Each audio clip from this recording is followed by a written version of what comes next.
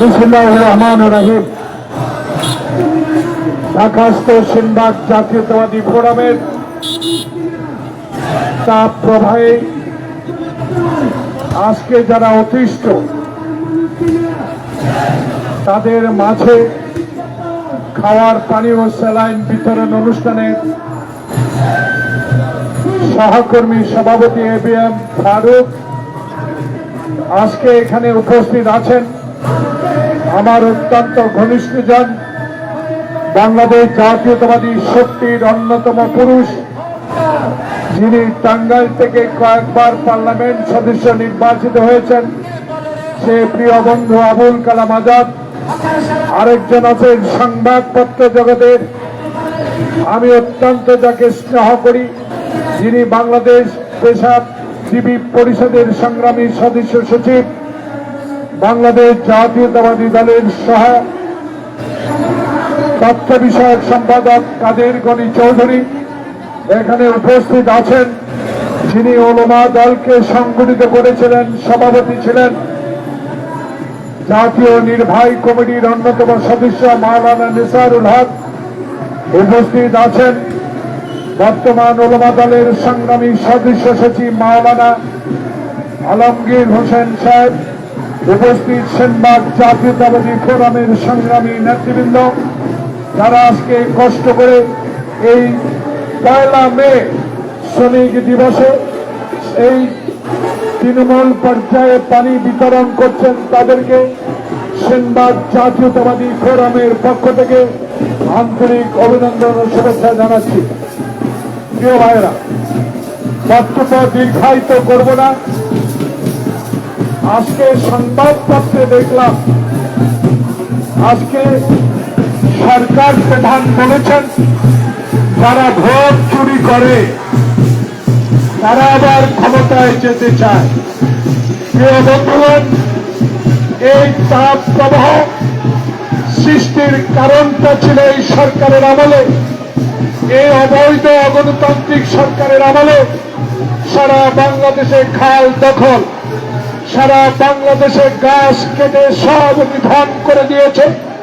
যে গাছের বয়স 5 বছর না, সেই গাছকে টেন্ডার দিয়ে আওয়ামী যুবলীগ ছাত্রলীগের হাতে সঁপে দিয়েছে। আজকে এই তাপ প্রবাহের কারণ বাংলাদেশে এই 15 বছর ক্ষমতায় দেখে যারা মেগা প্রকল্প লুট করেছে, তেমনি পরিবেশের গাছ খাল লুট করে বাংলাদেশে এই তাপ প্রবাহ সৃষ্টি করেছে বলে জনগণ ইতিমধ্যেই বলা শুরু করেছে। তাই সরকার প্রধান, আমরা ভোট চুরি করি নাই, এক মাগুরাকে দিয়ে সারা বাংলাদেশ কাঁপিয়ে তুলেছিলেন। সেই মাগুরায় কি হয়েছিল, তারপরে কি হয়েছিল, নারায়ণগঞ্জের ভোট, মুন্সিগঞ্জের ভোট, কি করে হেলিকপ্টারে করে এনে সেদিন জয়লাভ করিয়েছিলেন, সেই কথাগুলো আমাদেরকে মনে করিয়ে দিতে হয়। তাই ভোট চুরির উদাহরণ আপনারাই সৃষ্টি করেছেন।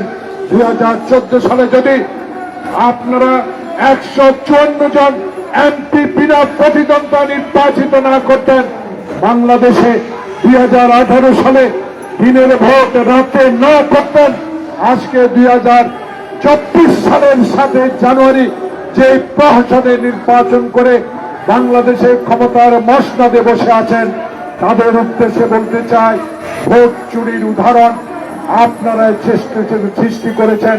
শিক্ষা খাতে দুর্নীতি 71 সালে অটো পাস আপনারাই সৃষ্টি করেছেন।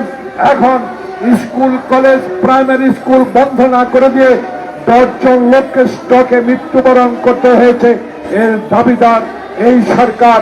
এই সরকার এই জন্য দাবি নিচ্ছে না, এই সরকার তো জনগণের ভোটে নির্বাচিত হয় নাই।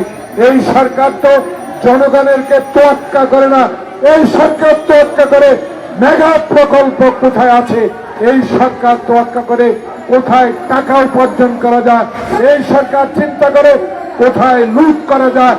এই সরকার আজকে ফেলানির লাশের বিচার চায় না, আজকে সীমান্তে গুলি করে না নিয়মিত মানুষ মারা হচ্ছে, সেই দিকে সরকারের কোনো খেয়াল থাকে না।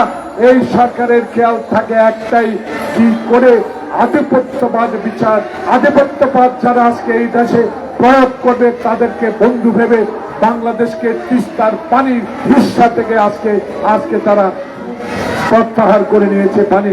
প্রিয় ভাইরা, আজকে তাই বলতে চাই, আমরা নির্দলীয় সরকার অধীনে নির্বাচন, আমরা আপনার অধীনে কোন নির্বাচনে যাব না। যতই লেখেন, যতই ভোট চুরির কথা বলেন, বাংলাদেশের মানুষ আপনাদেরকে গ্রহণ করে নাই, গ্রহণ করবেও না। যদি সাহস থাকে একবার আসুন না, একটা নিরপেক্ষ সরকারের অধীনে একবার জনপ্রিয়তা যাচাই করুন। বাংলাদেশে যে লুটতরাজ, কানাডায় বাড়ি, ব্যাংককে বাড়ি, মালয়েশিয়ায় বাড়ি, থাইল্যান্ডে বাড়ি যারা করেছেন, তাদের বিচারের আওতায় এনে দুই একটা শাস্তিমূলক ব্যবস্থা গ্রহণ করেন। তাহলে তো মানুষ বুঝবে আপনি জনগণের সরকার, আপনি মানুষের সরকার, আপনার ভোটের সরকার। যেই দল ভোটার বিশ্বাস করে না, যেই দল ভোটাধিকার বিশ্বাস করে না, যেই দল এদেশে মানবাধিকার বিশ্বাস করে না, যেই দল বিরোধী দলকে দমন নিপীড়ন করার জন্য গুম করে, আজকে বিনা বিচারে কারাগারে যেতে হয়, বিনা কারণে গ্রেপ্তার হতে হয়, সেই সরকারকে এদেশের মানুষ কখনো গ্রহণ করতে পারে না।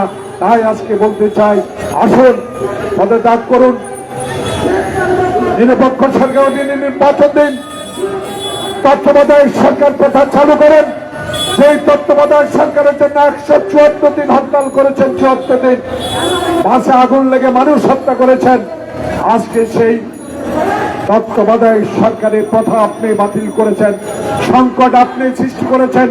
আওয়ামী লীগ এই সংকট সৃষ্টি করেছে, এই সংকট আপনাকেই দূরীভূত করতে হবে। পার্লামেন্ট ভেঙে দিন, নির্বাচন দিন, তত্ত্বাবধায়ক সরকারের অধীনে কার কতটুকু জনপ্রিয়তা আছে, কে ভোট চোর, কে ভোট চুরি করে ক্ষমতায় গেছে, তার প্রমাণ দেবে জনগণ। তাই ঢাকাস্থ সেনবাগ জাতীয়তাবাদী ফোরামের এই ক্ষুদ্র অনুষ্ঠানকে যারা উপস্থিত হয়েছেন সবাইকে আন্তরিক অভিনন্দন জানিয়ে আমরা পানি বিতরণের কাজ শুরু করব। আল্লাহ হাফেজ। বাংলাদেশ জিন্দাবাদ। ঢাকাস্থ সেনবাগ জাতীয়তাবাদী ফোরাম জিন্দাবাদ। আসসালামু আলাইকুম।